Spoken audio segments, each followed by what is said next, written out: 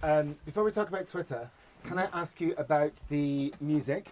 Because you've obviously gone through several different sounds in the past, both as Blair and with your solo projects.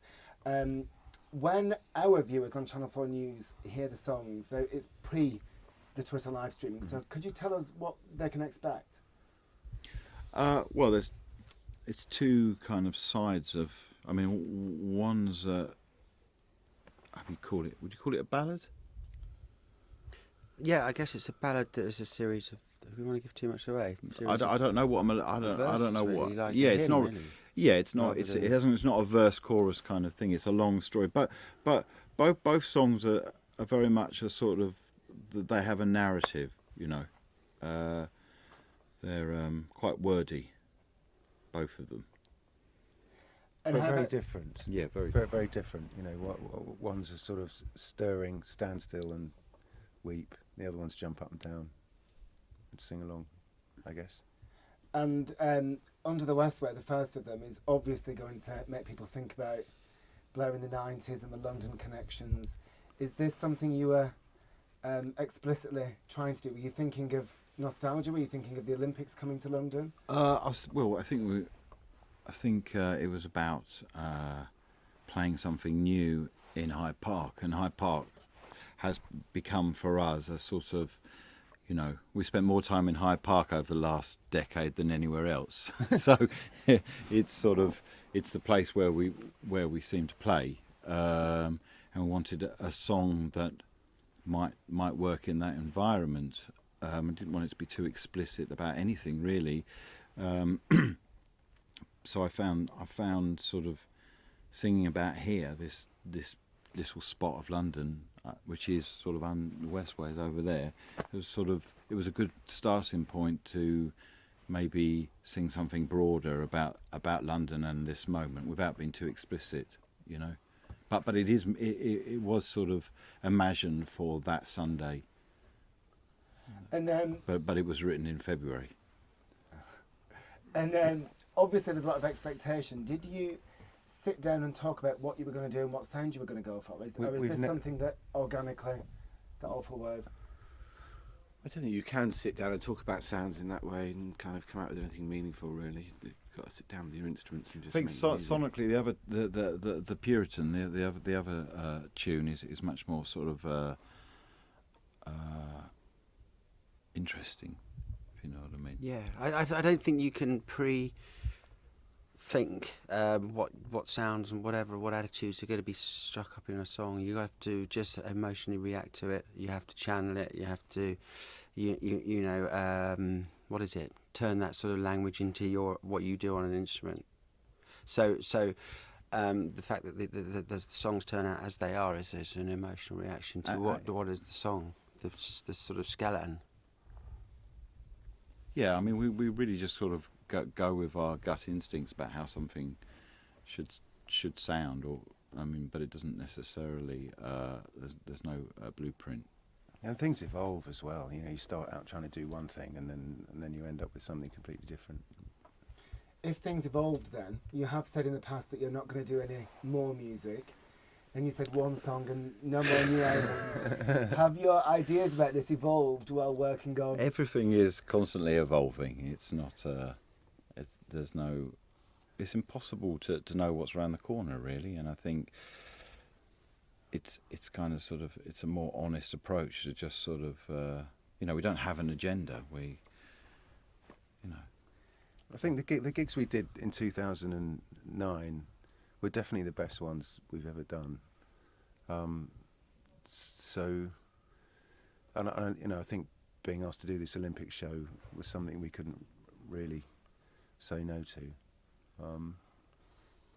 But well, I think it was really more participating in the event in the city that at least three of us still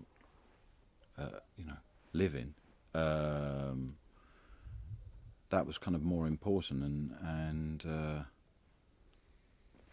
embracing the sort of more generalised spirit of a city galvanised by an event was kind of sort of more where we're coming from. But the kind of question everybody asks, is there going to be another album? Because there are no plans. The answer you're going to get is however that person's feeling on the day. That's why all the answers are always different to that question. So how are the four of you feeling about that today? We'll see at the end of the day, won't we? I think, you know, in a way we feel like we have to respect and take care of us as a group and our history, and part of that is keeping the sort of creative ground fertile and decent, and that's all we can do. And then that's obviously a good place to be, and whatever happens in the future happens. That's that.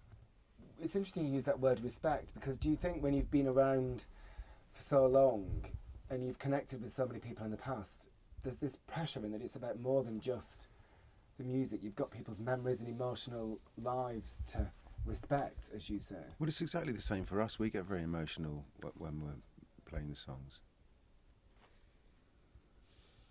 So how does this pressure impact on the creative process then, if you're thinking about? Oh, I don't think it impacts at all, because I mean, we're, as Graham said, we take everything kind of sort of as an individual moment. You know, we're not really looking forward. It's not a career in that sense. It's you know, if it works, it's fantastic, and if it doesn't, it doesn't change our relationship.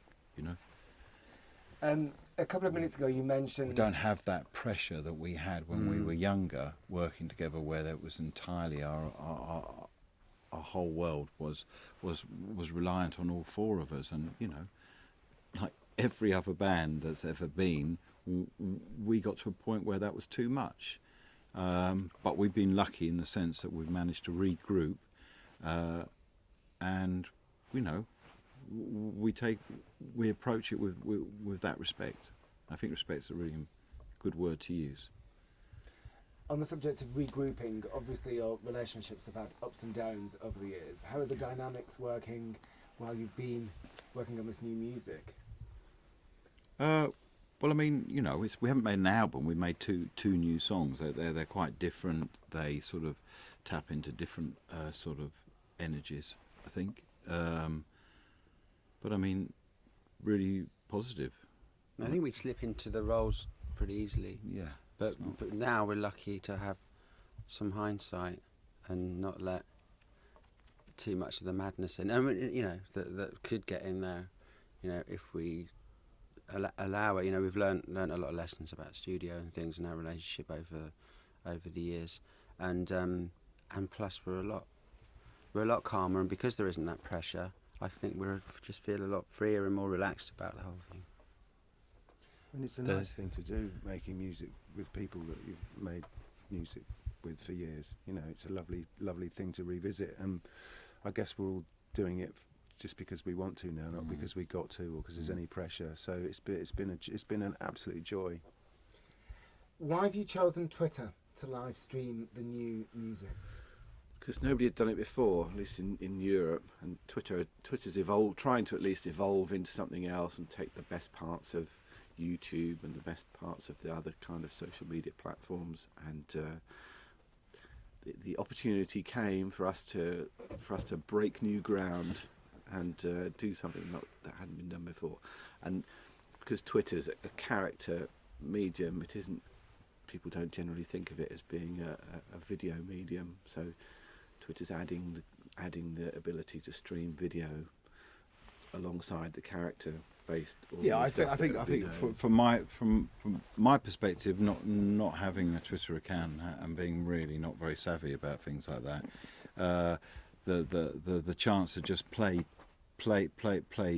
your new music, and then it be out immediately, and for there be none of that sort of process of reviews and, you know, and I mean, I just think it's nice. It's very natural. It's what it is. It gets direct to the people who are interested, and they're allowed to make their mind up entirely on their own, as opposed to this kind of sort of ridiculous filtration that stuff seems to have to go through, or used to have to go through, because it is essentially a dying form. I hate to say that to all the people whose careers are reliant on that sort of printed press world, but it is slowly decaying, and this is the future. So we are embracing the new, and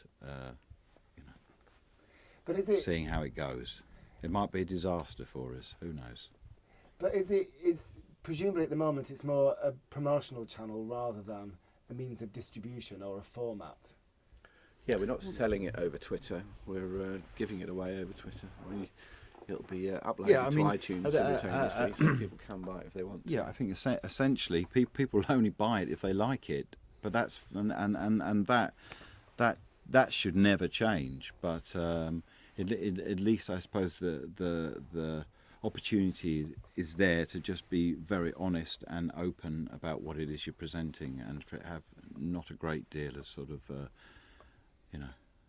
I think smoke what and actually mirrors. happens. You go to Twitter, you can watch it, and then you don't have to have a Twitter account to actually eventually get your hands on it, because after that, all that little process, it will be available. It'll filter out to other, whatever it's called. What are they Yeah, called? whatever that. Media I don't- thingies, Media thingies. player, Media platforms. thingamajiggies, downloadable dids, and that, and iTunes and things. So people are worried about Twitter and things. It's a place to watch it honestly first. have no as it idea happens. what's going on. I'm just. And it's raining. I'm here just to play the music, whatever. I mean, it's all sort of magical to me, really. Yeah, I think essentially, if people are allowed to make their own mind up, whether they like something or not, cannot be a bad thing, But it is the responsibility of the people playing the music to, I don't know, give it some sort of quality, and I hope that we fulfil that. Where does this kind of initiative leave new bands, do you think, trying to establish a fan base? Because if you look at your early days, it was still vinyl, cassette, CDs, and I mean, how much the music... Sounds Magazine, Melody Maker, New Musical Express, Smash Hits, Number one. Top of the Pops, Radio 1, that was it, really. But, you only got that if you did lots and lots of gigs. And I think, for music made by, a group of people, and it's in a sense, it's different to most studio-based music these days.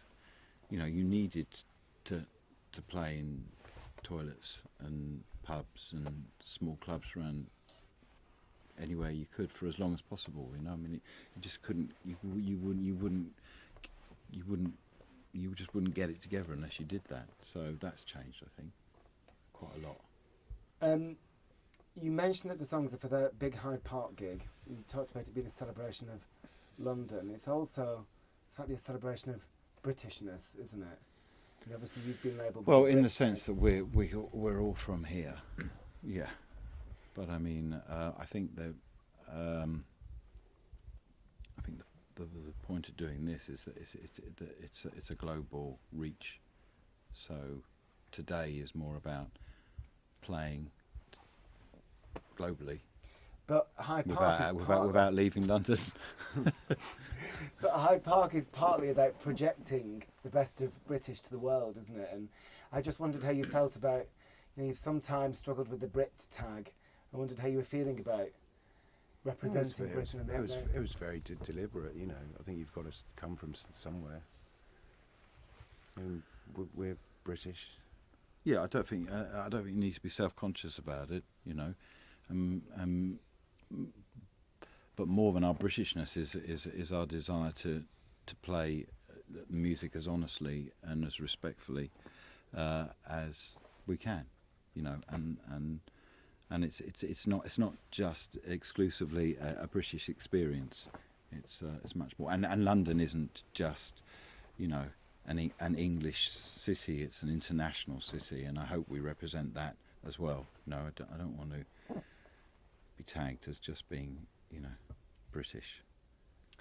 I was going to say that the Olympics themselves it's not as if the Olympics this year is a British Olympics. No, exactly. It's ridiculous. The whole idea is it's the coming together of the entire world. I think economically we're just trying to get a bit of a sort of clean the spark plugs a bit so they fire a bit better. But don't be under illusion. It's not going to solve our problems in this country. It's, you know. Are you looking forward That's- to the Olympics? Yeah, I'm looking forward to the Olympics. I mean, I'm looking forward to table tennis.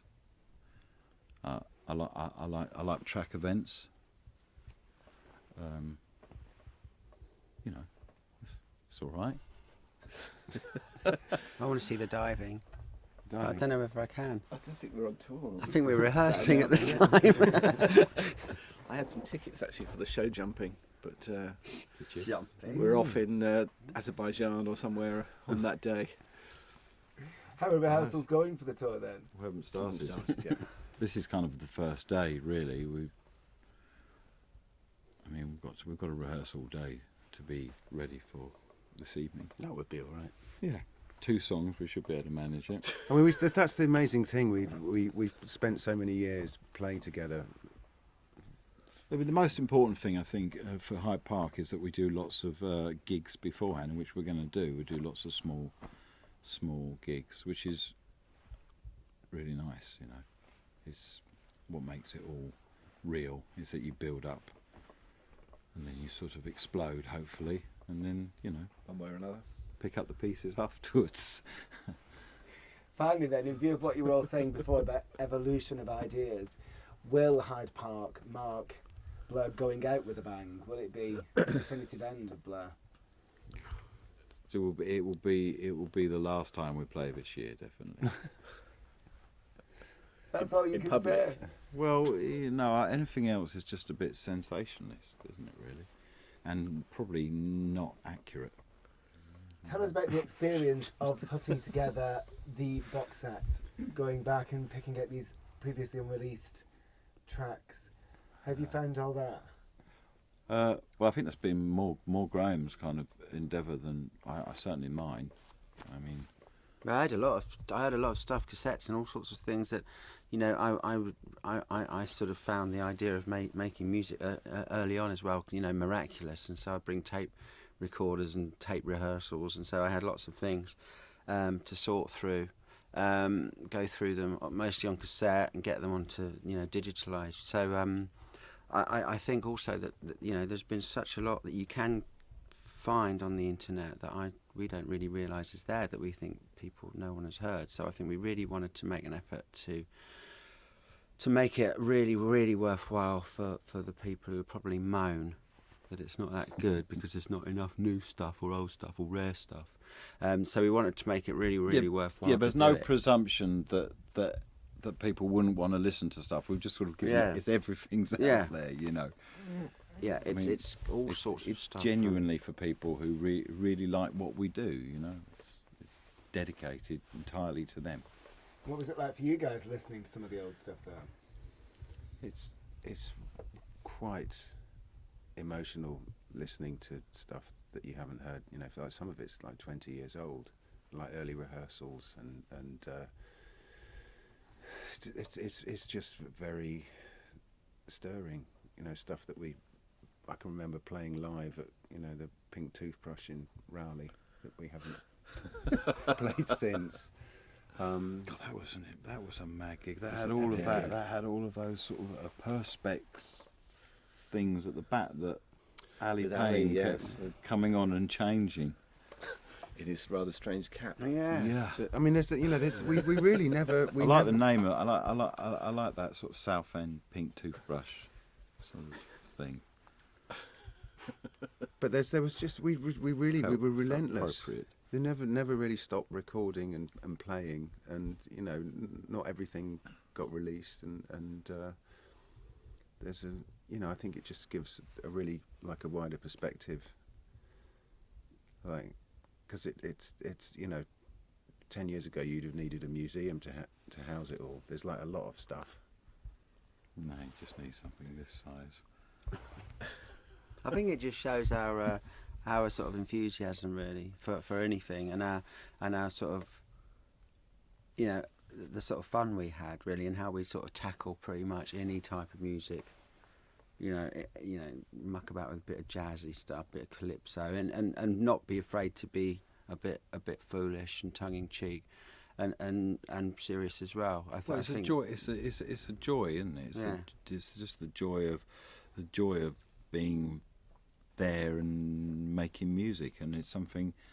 You know, I hope we still have that collectively when we work together, because it's certainly it's much more important than anything else to retain that joy. You know. Because this group was pretty much all of our opportunity to put all of that listening we've done all our lives and all that thinking about music to explode it into a group. So there's a lot of different, there's eclecticism and loads of different types of music and experimentation, and so it's a lot of fun, but also some pretty weird as well at times. But are you proud of it? Are you proud of the risks that you took? And Well, it's not really risks. It's just there's always been quite a lot of joy in what we do, you know. And I mean, Hyde Park, that's hopefully about an expression of that, but sharing it with a lot of people. You know, it's not.